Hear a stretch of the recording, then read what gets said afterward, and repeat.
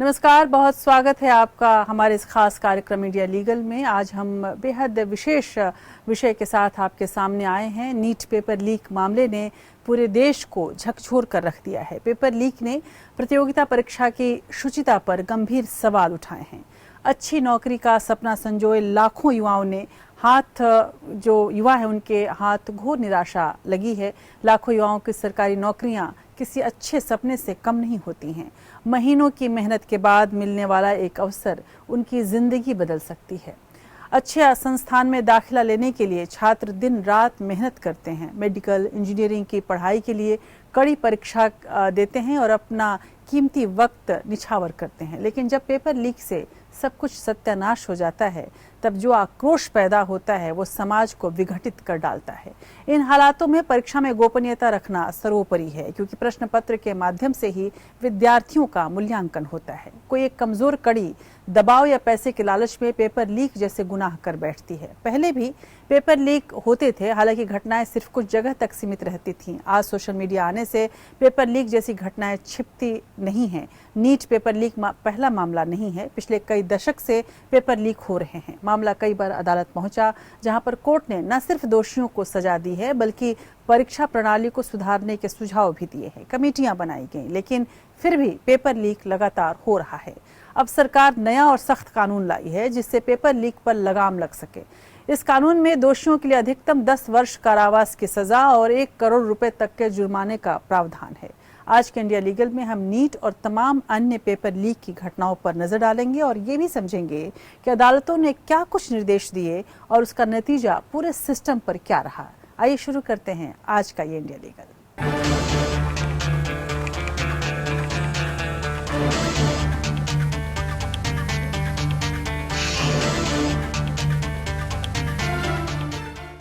तो सबसे पहले नजर डालते हैं कि नीट पेपर लीक मामले में अदालत में क्या कुछ हुआ है। सुप्रीम कोर्ट ने राष्ट्रीय पात्रता सह प्रवेश परीक्षा या नीट स्नातक परीक्षा 2024 में कथित पेपर लीक और अनियमितताओं को लेकर मेडिकल कॉलेजों में छात्रों के प्रवेश के लिए काउंसलिंग पर रोक लगाने से इनकार किया। न्यायमूर्ति विक्रमनाथ और न्यायमूर्ति असदुद्दीन अमानुल्लाह की अवकाश पीठ ने मई में आयोजित परीक्षा को रद्द करने और पेपर लीक की जांच की मांग करने वाली याचिकाओं में से एक पर एनटीए को नोटिस जारी किया। कोर्ट ने नीट परीक्षा की काउंसलिंग पर रोक लगाने जैसे किसी आदेश पर कुछ भी कहने से इनकार कर दिया।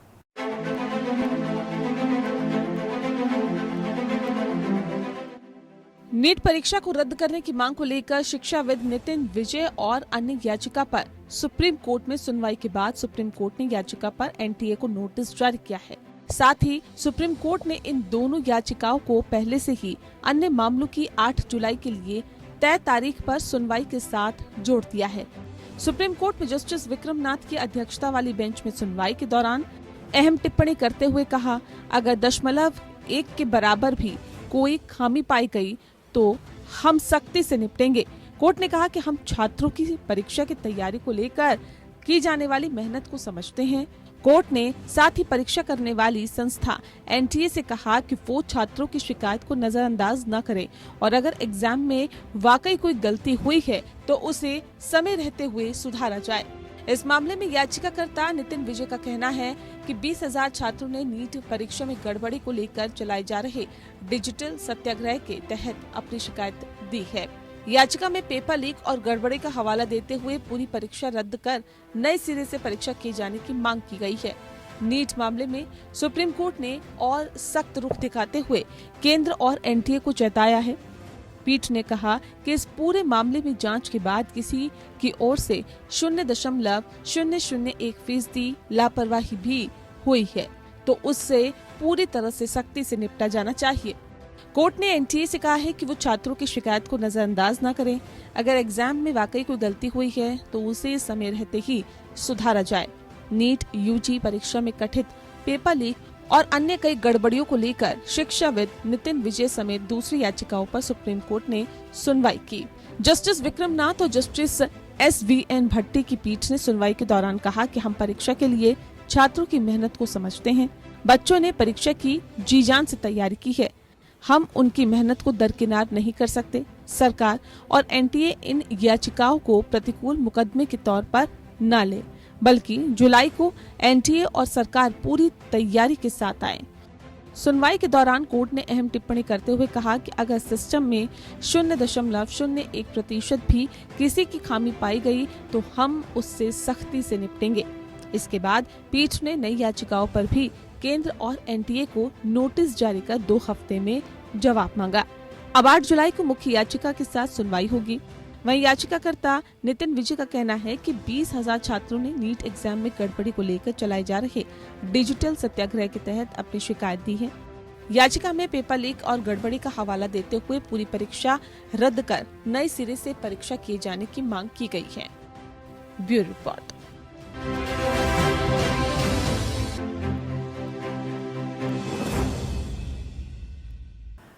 सुप्रीम कोर्ट ने सुनवाई के दौरान बेहद सख्ती दिखाई। अदालत ने स्पष्ट किया कि अगर किसी की ओर से 0.001% भी लापरवाही हुई है तो उससे पूरी तरह निपटा जाना चाहिए।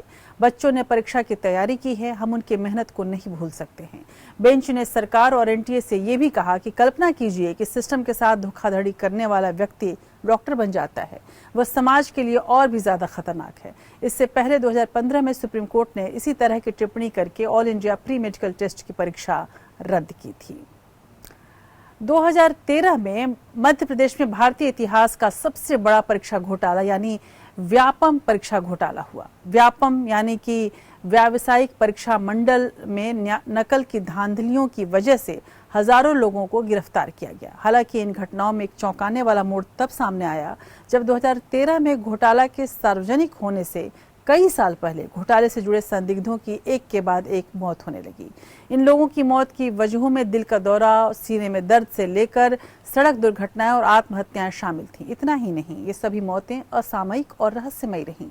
2013 में करीब 20 लाख आवेदक मध्य प्रदेश में व्यापम के तहत आयोजित हुई 27 अलग अलग परीक्षाओं में शामिल हुए। व्यापम परीक्षाओं में नकल, धोखाधड़ी संबंधी अनियमितताओं में बिचौलियों, छात्रों, कॉलेज कर्मचारियों, बाहरी लोगों के साथ साथ प्रभावशाली डॉक्टरों और राजनेताओं की संलिप्तता देखी गई थी। इन धांधलियों में आवेदक की जगह दूसरे एक्सपर्ट्स लोगों ने परीक्षाएं दी। इसके लिए काम करने वाले बिचौलिए पैसे लेकर आवेदक की जगह परीक्षा देने वाले डमी कैंडिडेट की व्यवस्था करते थे। घोटाले के तार मध्य प्रदेश और छत्तीसगढ़ के अलावा बिहार, उत्तर प्रदेश, राजस्थान, महाराष्ट्र, झारखंड, आंध्र प्रदेश समेत कई राज्यों से जुड़े होने की बातें सामने आईं। आखिरकार सुप्रीम कोर्ट में ये मामला पहुंचने पर इस मामले की जांच सीबीआई को सौंप दी गई। क्योंकि रसूखदार रियासतदां घोटाले में आरोपी थे, इसलिए जब मामला अदालत में गया तब न्यायालय ने जांच के दौरान राजनीतिक और प्रशासनिक दबाव की शिकायतों को गंभीरता से लिया और सीबीआई को निष्पक्षता बनाए रखने का निर्देश दिया। न्यायालय ने यह भी स्पष्ट किया कि किसी भी प्रकार का राजनीतिक हस्तक्षेप सहन नहीं किया जाएगा। पेश है व्यापम घोटाले पर यह विस्तृत रिपोर्ट।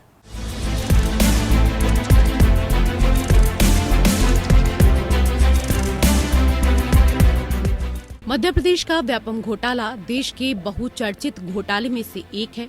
व्यावसायिक परीक्षा मंडल या व्यापम के तहत मध्य प्रदेश में सन 2004 से 2014 के मध्य 79 परीक्षाएं आयोजित की गई थी। 2013 में व्यापम के घोटाले का सिलसिला शुरू हुआ था।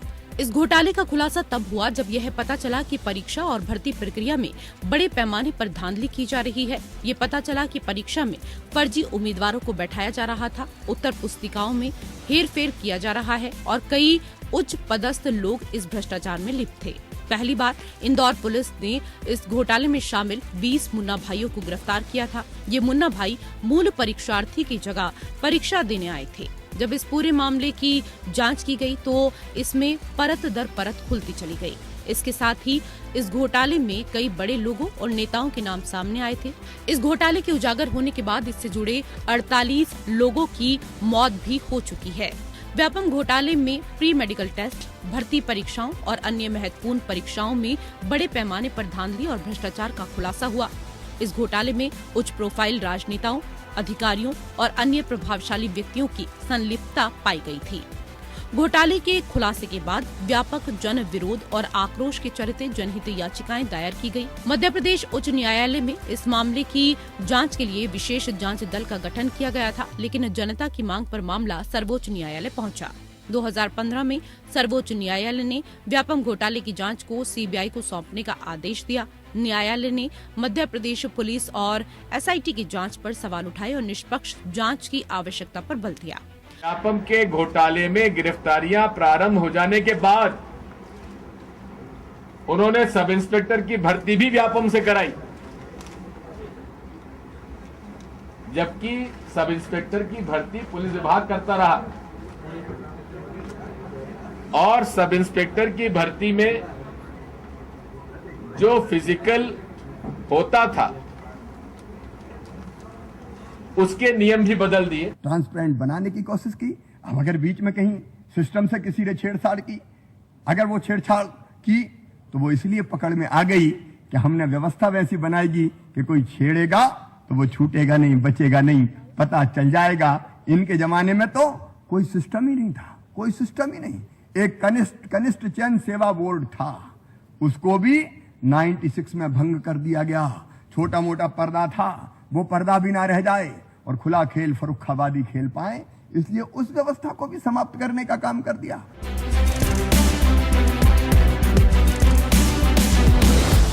सीबीआई ने घोटाले की व्यापक जांच शुरू की और कई गिरफ्तारियां की, जिनमें उच्च प्रोफाइल राजनेता, व्यापम के अधिकारी और अन्य शामिल थे।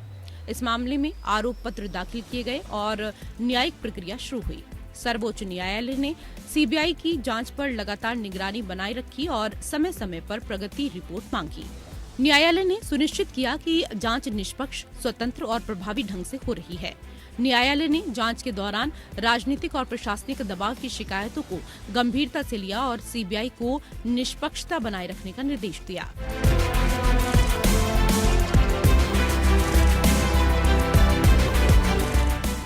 न्यायालय ने ये भी स्पष्ट किया कि किसी भी प्रकार का राजनीतिक हस्तक्षेप सहन नहीं किया जाएगा। घोटाले से जुड़े कई व्यक्तियों की संदिग्ध परिस्थितियों में मौत ने मामले की गंभीरता और संवेदनशीलता को और बढ़ा दिया। सर्वोच्च न्यायालय ने इन मौत की भी जांच के आदेश दिए और सीबीआई को निर्देश दिया कि सभी पहलुओं की गहन जांच की जाए। सर्वोच्च न्यायालय ने शिक्षा और भर्ती प्रक्रिया में पारदर्शिता और ईमानदारी सुनिश्चित करने के लिए सुधारात्मक कदम उठाने की आवश्यकता पर जोर दिया।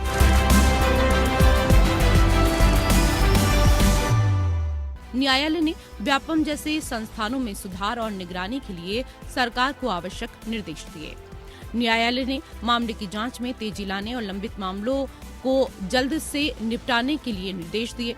घोटाले के कई मामले अभी भी विभिन्न अदालतों में लंबित हैं और न्याय प्रक्रिया जारी है।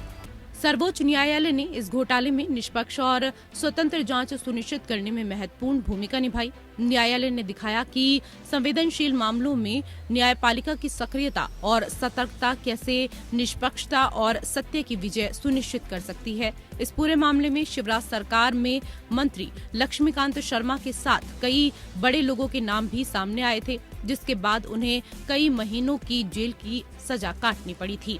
कई दोषियों को सजा मिली। व्यापम घोटाला भारत में भ्रष्टाचार की सीमा और इसमें शामिल लोगों की प्रभावी जांच और सजा की आवश्यकता का एक महत्वपूर्ण उदाहरण है। सर्वोच्च न्यायालय ने यह सुनिश्चित करने में महत्वपूर्ण भूमिका निभाई है कि घोटाले के लिए जिम्मेदार लोगों को न्याय के कटघरे में लाया जाए। जांच और दोष सिद्धि भ्रष्टाचार से लड़ने और कानून के शासन को बनाए रखने के लिए भारतीय न्यायपालिका की प्रतिबद्धता का एक प्रमाण है। Bureau report.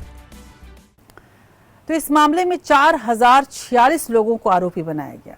इस धांधली का अंदाजा इस बात से लगाया जा सकता है कि जब एंट्रेंस एग्जाम के बाद अभ्यर्थी इंटरव्यू के लिए पहुंचे तो उनका चेहरा और एडमिट कार्ड पर लगी फोटो दोनों ही अलग होते थे। इसके बाद भी उन्हें इंटरव्यू में पास करके उन्हें एडमिशन दे दिया जाता। इससे समझा जा सकता है कि इस घोटाले के तार कहां तक फैले हुए थे। गौर करने वाली बात यह है कि इस मामले में मध्य प्रदेश के तत्कालीन राज्यपाल रामनरेश यादव के खिलाफ भी मुकदमा दर्ज हुआ। इतना ही नहीं, व्यापम घोटाले में तत्कालीन शिक्षा मंत्री लक्ष्मीकांत शर्मा की गिरफ्तारी तक हुई थी। उधर उत्तर प्रदेश की बात करें तो Uttar Pradesh constable exam paper leak 2018 सबके ज़बान पर रहा है। उत्तर प्रदेश पुलिस कांस्टेबल भर्ती परीक्षा को पेपर लीक की घटना हुई और इस घटना में भर्ती प्रक्रिया की शुचिता पर सवाल खड़े कर दिए। उत्तर प्रदेश पुलिस भर्ती एवं प्रोन्नति बोर्ड या यूपीपीआरपीबी ने 2018 में कांस्टेबल पद के लिए भर्ती परीक्षा का आयोजन किया। परीक्षा का उद्देश्य राज्य में पुलिस बल की रिक्तियों को भरना और नए अभ्यर्थियों को चयनित करना था, लेकिन पेपर लीक हो गया। जांच में ये पाया गया कि पेपर परीक्षा से पहले ही लीक किए गए थे और सोशल मीडिया में प्रसारित किया गया था। मामला इलाहाबाद हाईकोर्ट गया, जहां उच्च न्यायालय ने इस मामले को गंभीरता से लिया और जांच के प्रगति की निगरानी की। जांच के बाद आरोपियों की गिरफ्तारी भी हुई। कई दोषियों को जेल की सजा सुनाई गई और कुछ पर जुर्माना भी लगाया गया। अदालत ने परीक्षा प्रक्रिया में सुधार के लिए कड़े सुरक्षा उपाय करने के निर्देश दिए।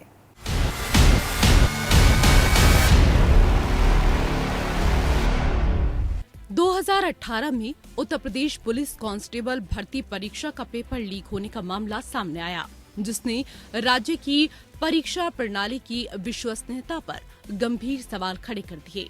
इस घोटाले ने न केवल हजारों अभ्यर्थियों के भविष्य को प्रभावित किया, बल्कि प्रशासनिक तंत्र की कमजोरियों को भी उजागर कर दिया।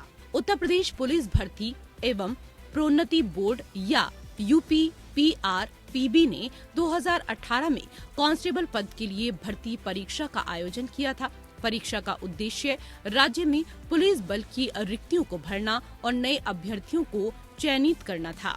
ये परीक्षा 2 पालियों में आयोजित की गई थी, जिसमें लाखों अभ्यर्थियों ने भाग लिया था। उत्तर प्रदेश पुलिस कांस्टेबल भर्ती परीक्षा पेपर लीक 18 और 19 जून 2018 को आयोजित इस परीक्षा का पेपर लीक होने की खबरें सामने आई। सोशल मीडिया और व्हाट्सएप पर परीक्षा से पहले ही प्रश्न पत्रों के लीक होने की जानकारी मिली। अभ्यर्थियों और मीडिया के जरिए इस खबर ने तूल पकड़ा और सरकार को इस मामले की जांच के आदेश देने पड़े। उत्तर प्रदेश सरकार ने इस मामले की गंभीरता को देखते हुए एक विशेष जांच टीम एसआईटी का गठन किया। एसआईटी को इस पेपर लीक मामले की जांच का कार्य सौंपा गया। कई लोगों को गिरफ्तार किया गया, जिसमें सरकारी अधिकारी, शिक्षण संस्थानों के कर्मचारी और अन्य संदिग्ध शामिल थे। पुलिस ने पेपर लीक के पीछे के नेटवर्क को उजागर करने के लिए कई संदिग्धों से पूछताछ की। जांच में ये पाया गया कि पेपर परीक्षा से पहले ही लीक किए गए थे और सोशल मीडिया में प्रसारित किया गया था। लीक हुए प्रश्न पत्रों का मिलान परीक्षा के असली प्रश्न पत्रों से किया गया, जिसमें समानता पाई गई। कई अभ्यर्थियों और सामाजिक संगठनों ने इस मामले को लेकर उच्च न्यायालय में याचिकाएं दाखिल की। इलाहाबाद उच्च न्यायालय ने इस मामले को गंभीरता से लिया और जांच की प्रगति की निगरानी की। इलाहाबाद हाईकोर्ट ने एसआईटी की जांच रिपोर्ट पर ध्यान दिया और दोषियों के खिलाफ सख्त कार्रवाई के निर्देश दिए। अदालत ने यह भी आदेश दिया कि दोषी पाए गए व्यक्तियों को सजा दी जाए।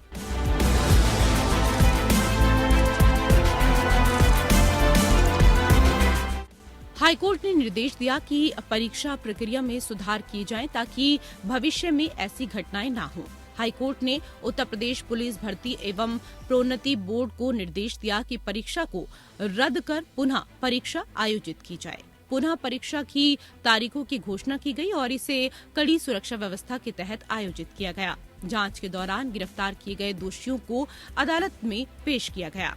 कई दोषियों को जेल की सजा सुनाई गई और कुछ पर जुर्माना भी लगाया गया। अदालत ने परीक्षा प्रक्रिया में सुधार के लिए कड़े सुरक्षा उपाय करने के निर्देश दिए। प्रश्न पत्रों की सुरक्षा, वितरण और परीक्षा केंद्रों पर कड़ी निगरानी सुनिश्चित करने का निर्देश। पेपर लीक जैसी घटनाओं से बचने के लिए तकनीकी उपायों को अपनाने के निर्देश दिए गए। प्रश्न पत्रों को ऑनलाइन सुरक्षित प्लेटफॉर्म के माध्यम से वितरित करने का सुझाव। डिजिटल निगरानी के उपाय करने की सिफारिश की गई। प्रशिक्षण और जागरूकता। घोटाले के बाद परीक्षा अधिकारियों और कर्मचारियों को परीक्षा प्रक्रिया में ईमानदारी और पारदर्शिता बनाए रखने के लिए प्रशिक्षण दिया गया। परीक्षा प्रणाली में सुधार और भ्रष्टाचार से बचने के लिए जागरूकता कार्यक्रम आयोजित किए गए। पेपर लीक घोटाले के कारण हजारों अभ्यर्थियों का समय और मेहनत बर्बाद हुई। पुनः परीक्षा के कारण उन्हें मानसिक तनाव और आर्थिक बोझ का सामना करना पड़ा। इस घोटाले ने परीक्षा प्रणाली की विश्वसनीयता पर गंभीर सवाल खड़े किए। आम जनता का विश्वास परीक्षा प्रणाली पर कम हुआ और प्रशासनिक तंत्र पर विश्वास घटा। 2018 का उत्तर प्रदेश पुलिस कांस्टेबल परीक्षा पेपर लीक घोटाला एक गंभीर घटना थी, जिसने शिक्षा और भर्ती प्रणाली में सुधार की आवश्यकता को उजागर किया। उच्च न्यायालय के हस्तक्षेप और एसआईटी की जांच ने दोषियों को सजा दिलाई और प्रशासनिक सुधार की दिशा में महत्वपूर्ण कदम उठाए। इस घटना ने समाज और प्रशासन को यह सीख दी कि परीक्षा प्रणाली में पारदर्शिता, ईमानदारी और सुरक्षा सुनिश्चित करने के लिए कड़े उपायों की आवश्यकता है। Bureau report. इस घोटाले ने न केवल अभ्यर्थियों के भविष्य को प्रभावित किया, बल्कि परीक्षा प्रणाली की विश्वसनीयता को भी चुनौती दे डाली। उच्च न्यायालय के निर्देशों और प्रशासनिक सुधारों के माध्यम से इस प्रकार की घटनाओं को रोकने के लिए ठोस कदम उठाए गए, जिससे भविष्य में परीक्षा प्रणाली की साख और विश्वसनीयता को बनाए रखा जा सके। लेकिन ऐसा नहीं हो सका और पेपर लीक की घटनाएं थमने का नाम नहीं ले रही। उधर एम्स में प्रवेश पाना हर मेडिकल छात्र का सपना होता है। 2012 में एम्स MBBS प्रवेश परीक्षा पर पेपर लीक की घटना ने पूरे देश को हिला दिया था। पेपर लीक होने की भनक लगते ही एम्स निदेशक डॉक्टर रणदीप गुलेरिया की अध्यक्षता में हुई बैठक में एक कमेटी गठित की गई और दिल्ली पुलिस की अपराध शाखा में शिकायत दर्ज की गई। 28 मई 2012 को दिल्ली सहित देश भर के 29 राज्यों और 3 केंद्र शासित प्रदेशों के 537 केंद्रों पर प्रवेश परीक्षा का आयोजन किया गया था। कुल 700 सीटों पर दाखिले के लिए आयोजित परीक्षा में करीब 3.5 लाख विद्यार्थी शामिल हुए थे। गिरोह के कुछ सदस्यों की गिरफ्तारी के दौरान पता चला कि वे अखिल भारतीय स्नातकोत्तर चिकित्सा प्रवेश परीक्षा के लिए 25 लाख से 35 लाख रुपए लेते थे। ये मामला अदालत में भी उठा। दिल्ली उच्च न्यायालय ने अपना फैसला सुनाया। अदालत ने प्रमुख आरोपियों को दोषी पाया और उन्हें विभिन्न धाराओं के तहत सजा सुनाई गई।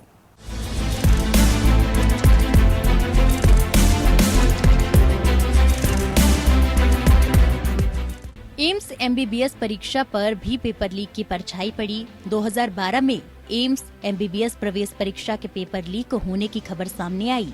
ये खबर तब फैली जब कुछ उम्मीदवारों ने यह दावा किया कि उन्हें परीक्षा से पहले प्रश्न पत्र के बारे में जानकारी मिल गई थी। इसके बाद अन्य छात्रों और अभिभावकों ने भी इस तरह की शिकायतें की, जिससे मामले ने तूल पकड़ा। मुझे लगी उत्तर प्रदेश से कुछ छात्र हैं जो कि फेसबुक पर और ट्विटर पर मुझे फॉलो करते हैं। उनके द्वारा मुझे बताया गया कि किस तरीके से एम्स का पेपर लीक हो गया है और उसके जो स्क्रीनशॉट हैं वो उन लोगों ने मुझे ईमेल के द्वारा और व्हाट्सएप के द्वारा मेरे पास भेजे। और उन सब स्क्रीनशॉट्स के जब मैंने क्रॉस वेरिफिकेशन किया और ये पाया कि सही में ये पेपर एम्स का था। जिस तरीके से परीक्षा कंप्यूटर बेस्ड परीक्षा है, ऐसी परीक्षा में जो बच्चा परीक्षा देता है उसके बाद भी उसके पास भी ये क्वेश्चंस नहीं होते हैं और यदि ये क्वेश्चंस यदि बाहर आ गए हैं तो ये माना जाता है कि पेपर लीक हुआ है। हमारी इसमें मांग है कि जल्द से जल्द इसमें CBI जांच की जाए। प्रारंभिक जांच में ये पाया गया कि प्रश्न पत्र लीक होने की घटना सच्ची थी। इसके बाद दिल्ली पुलिस ने मामले की विस्तृत जांच शुरू की। जांच के दौरान ये पता चला कि कुछ कोचिंग सेंटर और दलाल इस गड़बड़ी में शामिल थे, जिन्होंने छात्रों से मोटी रकम लेकर प्रश्न पत्र उपलब्ध कराया था। जांच में कुछ प्रमुख आरोपियों का नाम सामने आया, जिनमें कुछ कोचिंग सेंटर के मालिक, दलाल और कुछ एम्स के कर्मचारी भी शामिल थे। इन आरोपियों पर यह आरोप लगाया गया कि उन्होंने छात्रों को प्रश्न पत्र लीक करके अनुचित लाभ पहुंचाया है। मामले को दिल्ली उच्च न्यायालय में प्रस्तुत किया गया। न्यायालय में आरोपियों पर विभिन्न धाराओं के तहत मुकदमा चलाया गया। इनमें मुख्यतः धारा 420 यानी कि धोखाधड़ी, 120B आपराधिक षड्यंत्र और 409 यानी कि न्यासी का विश्वासघात शामिल थे। अभियोजन पक्ष ने ये तर्क दिया है कि आरोपियों ने जानबूझकर और संगठित तरीके से पेपर लीक किया था, जिससे न केवल परीक्षा की निष्पक्षता पर प्रश्न चिन्ह लगा, बल्कि छात्रों का भविष्य भी दांव पर लग गया। उन्होंने ये भी दावा किया कि पेपर लीक से छात्रों में मानसिक तनाव और चिंता बढ़ी।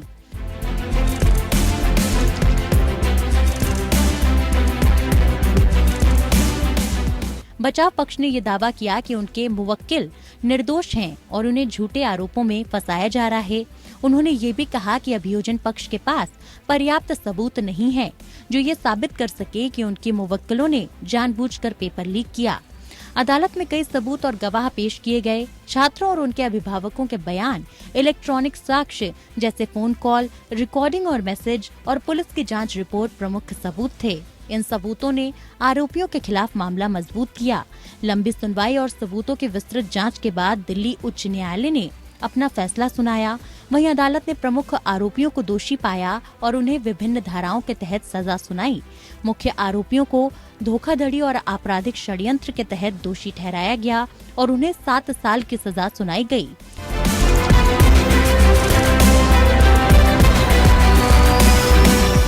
कोचिंग सेंटर के मालिकों को भी साजिश और धोखाधड़ी में शामिल होने के कारण 5 साल की सजा सुनाई गई।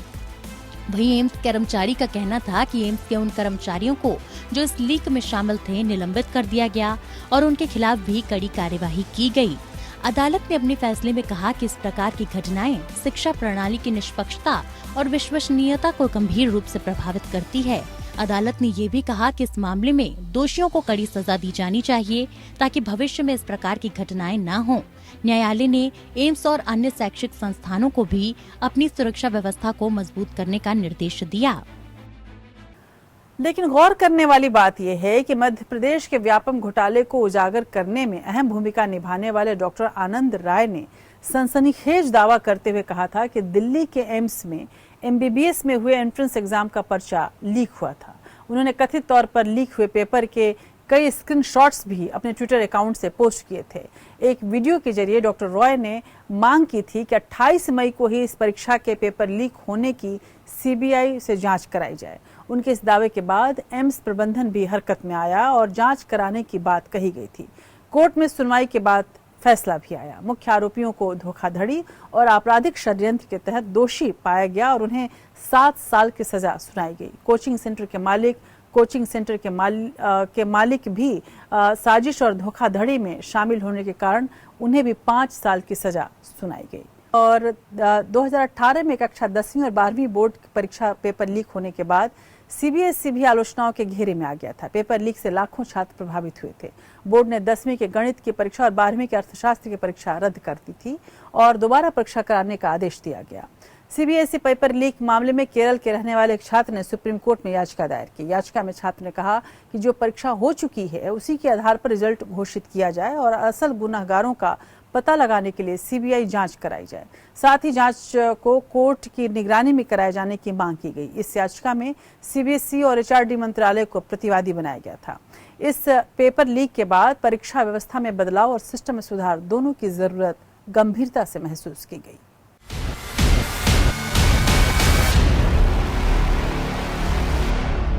– 2018 में केंद्रीय माध्यमिक शिक्षा बोर्ड या CBSE पेपर लीक एक बड़ी घटना थी। इस वर्ष कक्षा 10 और कक्षा 12 बोर्ड परीक्षा के प्रश्न पत्रों के लीक होने का पता चला। इस घटना ने देश भर में छात्रों में चिंता और असमंजस पैदा कर दिया था। दरअसल कक्षा 10 गणित और कक्षा 12 अर्थशास्त्र के पेपर्स लीक हुए थे। CBSE ने कहा कि उसे 23 मार्च को फैक्स के जरिए शिकायत मिली थी, जिसमें पेपर लीक के पीछे राजेंद्र नगर के एक व्यक्ति का नाम था। CBSE को मिली शिकायत में 2 स्कूलों के नाम भी शामिल हैं, जो CBSE पेपर लीक में कथित तौर पर शामिल हैं।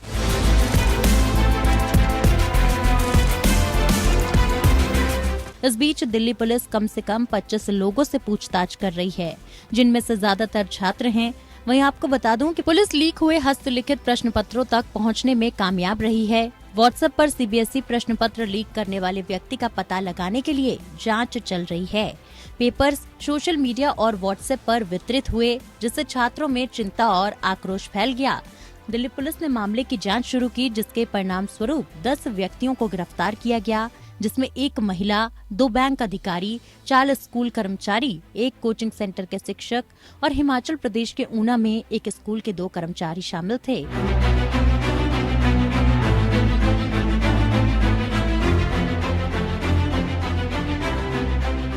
दिल्ली पुलिस ने 482 पन्नों की चार्जशीट दाखिल की, जिसमें 10 आरोपियों के नाम लिखे गए और उन्हें विभिन्न अपराधों के लिए चार्ज किया गया, जिसमें धोखाधड़ी, साजिश और सार्वजनिक सेवक या बैंकर द्वारा सार्वजनिक सेवा का उल्लंघन शामिल था। पेपर्स के लीक होने के स्कूल बवाना के मदर खजानी कॉन्वेंट स्कूल को CBSE ने निलंबित कर दिया। इसके बाद भी छात्रों के भविष्य के बारे में अनिश्चितता पैदा हो गई। स्कूल ने सीबीएसई के फैसले के खिलाफ दिल्ली उच्च न्यायालय में मामला दाखिल किया, लेकिन न्यायालय ने अभी तक कोई राहत नहीं दी है। मामला अभी भी न्यायालय में चल रहा है। साथ ही बता दें कि जांच और दिल्ली पुलिस की चार्जशीट ने लीक होने के स्तर को उजागर किया। आरोपी व्यक्तियों को विभिन्न अपराधों के लिए चार्ज किया गया। शिक्षकों और कोचिंग सेंटर संचालकों सहित कई गिरफ्तारियां की गईं, तो वहीं सीबीएसई को प्रभावित विषयों की परीक्षा दोबारा आयोजित करनी पड़ी। सीबीएसई पेपर लीक मामला भविष्य में ऐसे घटनाओं को रोकने के लिए सुरक्षा उपायों की आवश्यकता को उजागर करता है। सीबीएसई ने अपने सुरक्षा उपायों को बेहतर बनाने के लिए कदम उठाए हैं, जिसमें एनक्रिप्टेड प्रश्न पत्रों का और परीक्षा केंद्रों के लॉजिस्टिक समर्थन शामिल हैं। मामला छात्रों के लिए सुरक्षा और न्याय की आवश्यकता को भी उजागर करता है। तो पेपर लीक की घटना के करीब 6 साल बाद हाल ही में केंद्र सरकार ने सार्वजनिक परीक्षा अनुचित साधनों की रोकथाम अधिनियम 2024 पारित किया है, जिसका उद्देश्य धोखाधड़ी पर अंकुश लगाना और सार्वजनिक परीक्षाओं की शुचिता को बनाए रखना है। कानून में पेपर लीक को संगठित अपराध माना गया है, जिसके लिए कठोर दंड के प्रावधान रखे गए हैं, जिसमें 5 से 10 वर्ष तक कारावास और न्यूनतम 1 करोड़ रुपए का जुर्माना भी है। संबंधित संस्था को की संपत्ति कुर्क करने और जब्त करने का सामना भी करना पड़ सकता है। यानी जो एक तरह से देखा जाए दंड है वो गंभीर है, लेकिन फिर भी लोग बाज कहाँ आने वाले हैं। कर्मचारी चयन आयोग संयुक्त स्नातक स्तर परीक्षा के पेपर भी लीक का शिकार हुआ था। इसे एसएससी सीजीएल पेपर लीक घोटाला कहा जाता है। 2018 में ये घोटाला हुआ था। मुद्दा टियर 2 परीक्षा के आसपास केंद्रित था, जो फरवरी 2018 में हुआ था। परीक्षा शुरू होने से पहले ही परीक्षा का प्रश्न पत्र और उत्तर कुंजी ऑनलाइन लीक हो गई, जिसके कारण उम्मीदवारों में व्यापक विरोध रहा। घोटाला का खुलासा होने के बाद एसएससी सीबीआई की जांच की सिफारिश की गई, जिसके कारण निजी कंपनी सिफो टेक्नोलॉजी प्राइवेट लिमिटेड के कर्मचारियों सहित 17 व्यक्तियों के खिलाफ प्राथमिकी दर्ज की गई। सर्वोच्च न्यायालय ने भी हस्तक्षेप किया और परीक्षा के परिणामों की घोषणा पर रोक लगा दी गई। दोबारा परीक्षा को कराने का आदेश दिया गया। न्यायालय ने भविष्य में सुरक्षित और निष्पक्ष परीक्षा आयोजित करने के उपायों की सिफारिश करने के लिए सुप्रीम कोर्ट के पूर्व न्यायाधीश न्यायमूर्ति जीएस सिंघवी के नेतृत्व में एक समिति की भी स्थापना की थी।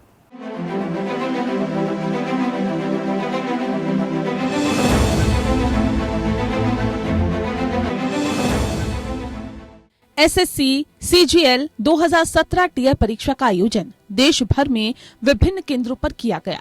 इस परीक्षा में लाखों उम्मीदवारों ने भाग लिया, जो विभिन्न सरकारी नौकरियों के लिए प्रतिस्पर्धा कर रहे थे। परीक्षा के बाद कुछ उम्मीदवारों ने पेपर लीक और अन्य अनियमितताओं के आरोप लगाए। परीक्षा के तुरंत बाद सोशल मीडिया और अन्य प्लेटफॉर्म पर यह भी दावा किया जाने लगा कि परीक्षा के प्रश्न पत्र पहले ही लीक हो गए थे। उम्मीदवारों ने आरोप लगाया कि कुछ उम्मीदवारों को परीक्षा से पहले प्रश्न पत्र के उत्तर प्राप्त हो गए थे, जिससे परीक्षा की निष्पक्षता पर सवाल उठ गए। इन आरोपों के समर्थन में कई साक्ष्य भी प्रस्तुत किए गए, जैसे व्हाट्सएप चैट और प्रश्न पत्रों की तस्वीरें। पेपर लीक के आरोपों के बाद देश भर में उम्मीदवारों ने व्यापक विरोध प्रदर्शन किए। दिल्ली में एसएससी कार्यालय के बाहर सबसे बड़ा प्रदर्शन हुआ, जिसमें हजारों उम्मीदवारों ने हिस्सा लिया और परीक्षा की निष्पक्षता सुनिश्चित करने की मांग की। उम्मीदवारों ने एसएससी के खिलाफ नारे लगाए और दोषियों के खिलाफ सख्त कार्रवाई की मांग की। विरोध प्रदर्शन और मीडिया की बढ़ती कवरेज के बाद मामला सर्वोच्च न्यायालय तक पहुंचा। उम्मीदवारों ने न्यायालय में याचिका दायर कर परीक्षा को रद्द करने और निष्पक्ष जांच की मांग की। अभियोजन पक्ष ने ये तर्क दिया कि पेपर लीक और अन्य अनियमितताओं के कारण परीक्षा की निष्पक्षता प्रभावित हुई। उन्होंने ये भी कहा कि इस प्रकार की घटनाएं योग्य उम्मीदवारों के साथ अन्याय है और उन्हें एक समान अवसर मिलना चाहिए। अभियोजन पक्ष ने अदालत से परीक्षा को रद्द करने और पुनः परीक्षा आयोजित करने की मांग की। बचाव पक्ष ने ये दावा किया कि परीक्षा प्रणाली में कुछ खामियां हो सकती है, लेकिन इसे पूरे तरह से रद्द करना उचित नहीं होगा। उन्होंने ये भी कहा कि कुछ उम्मीदवारों के आरोपों के आधार पर सभी उम्मीदवारों को पुनः परीक्षा के लिए मजबूर करना उचित नहीं होगा। बचाव पक्ष ने यह दावा किया कि एसएससी ने परीक्षा की निष्पक्षता सुनिश्चित करने के लिए सभी आवश्यक कदम उठाए थे। अदालत में कई सबूत और गवाह पेश किए गए। व्हाट्सएप चैट्स, प्रश्न पत्रों की तस्वीरें और सोशल मीडिया पोस्ट ने आरोपों को समर्थन दिया। इसके अलावा पुलिस और अन्य जांच एजेंसियों की रिपोर्ट भी अदालत में प्रस्तुत की गई। इसमें पेपर लीक के प्रमाण पाए गए थे। लंबी सुनवाई और सबूतों की विस्तृत जांच के बाद सर्वोच्च न्यायालय ने अपना फैसला सुनाया। न्यायालय ने एसएससी सीजीएल 2017 टीयर परीक्षा को रद्द कर दिया और पुनः परीक्षा आयोजित करने का आदेश दिया। इसके अलावा अदालत ने सीबीआई को इस मामले की जांच करने का आदेश भी दिया ताकि दोषियों को पकड़ा जा सके और उचित कार्रवाई की जा सके। न्यायालय ने सीबीआई जांच के आदेश दिए, जिसके बाद सीबीआई ने मामले की विस्तृत जांच शुरू की। सीबीआई ने कुछ प्रमुख आरोपियों को गिरफ्तार किया और उनके खिलाफ मामला दर्ज किया। जांच के दौरान ये पाया गया कि कुछ कोचिंग सेंटर, दलाल और एसएससी के कुछ कर्मचारी इस गड़बड़ी में शामिल थे। आरोपियों पर विभिन्न धाराओं के तहत मुकदमा चलाया गया और उन्हें सजा दी गई। तो पेपर लीक की जांच की रिपोर्ट आने के बाद सुप्रीम कोर्ट ने परीक्षा परिणामों पर लगी रोक हटा दी थी। न्यायालय ने कर्मचारी चयन आयोग को लीक के प्रभाव को कम करने के लिए दोबारा आयोजित परीक्षा के परिणाम घोषित करने की अनुमति दी। इन कार्रवाइयों का उद्देश्य परीक्षा प्रक्रिया में शुचिता बहाल करना और सभी उम्मीदवारों के लिए निष्पक्षता सुनिश्चित करना था। लेकिन इतना ही पर सब कुछ खत्म नहीं हुआ। 2016 में बिहार में टॉपर पेपर लीक कांड हुआ था। इसे बिहार स्कूल परीक्षा घोटाले के रूप में जाना जाता है। इस गड़बड़ झाले में राज्य की कक्षा 12वीं की बोर्ड परीक्षा में शीर्ष प्रदर्शन करने वाले छात्रों के मूल्यांकन और चयन प्रक्रिया में अनियमितताएं सामने आईं। इस घोटाले का खुलासा तब हुआ जब आर्ट्स स्ट्रीम में टॉप करने वाली छात्रा रूबी राय एक टेलीविजन इंटरव्यू के दौरान बुनियादी सवालों तक का भी जवाब नहीं दे सकी। एक सवाल के जवाब में तो उसने कहा था कि राजनीति विज्ञान खाना पकाने के बारे में है। जांच से पता चला कि छात्रों ने एक सुव्यवस्थित धोखाधड़ी नेटवर्क के माध्यम से धोखाधड़ी करके उच्च अंक प्राप्त किए थे। घोटाले का सरगना था बिहार स्कूल परीक्षा बोर्ड का एक क्लर्क विकास कुमार। जांच के दौरान विकास और धांधली में शामिल कई अन्य लोगों को गिरफ्तार किया गया। अधिकारियों ने पाया कि उत्तर पुस्तिकाओं के साथ छेड़छाड़ की गई थी और कुछ मामलों में तो उन्हें पूरी तरह से बदल ही दिया गया था।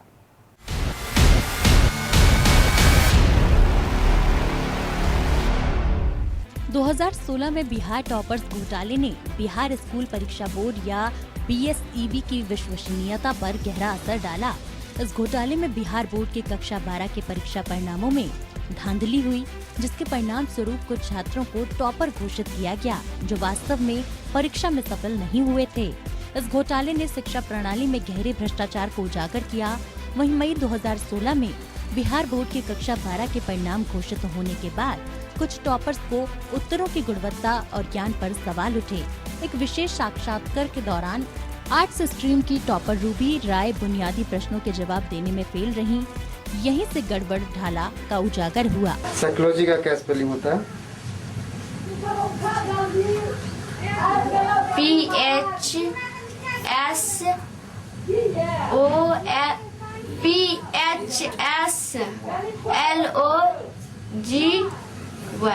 बिहार टॉपर्स घोटाला आरोप और अनियमितताएं। कई छात्रों ने टॉपर्स की सूची में आने के लिए रिश्वत दी थी, तो वहीं परीक्षा में नकल और उत्तर पुस्तिकाओं की जांच में धांधली की गई थी। कई छात्र फर्जी तरीके से टॉपर बनाए गए थे, जो वास्तव में योग्य नहीं थे। घोटाले में बिहार स्कूल परीक्षा बोर्ड के अध्यक्ष लालकेश्वर प्रसाद सिंह और उनकी पत्नी उषा सिंह प्रमुख आरोपी थे। इसके अलावा कई अन्य शिक्षा अधिकारियों और स्कूलों के प्रिंसिपल्स को भी आरोपी बनाया गया था। वहीं आपको बता दें कि बिहार टॉपर्स घोटाले की जांच प्रक्रिया हुई। बिहार पुलिस की विशेष जांच टीम एसआईटी ने इस घोटाले की जांच की। बीएसईबी के अध्यक्ष लालकेश्वर प्रसाद सिंह और उनकी पत्नी उषा सिंह को गिरफ्तार किया गया। वहीं कई अन्य अधिकारी और शिक्षण संस्थानों के प्रमुख भी गिरफ्तार किए गए। जांच में पाया गया कि टॉपर्स के चयन में भारी धांधली की गई थी। फर्जी दस्तावेज, नकल और अन्य अनियमितताएं शामिल हैं।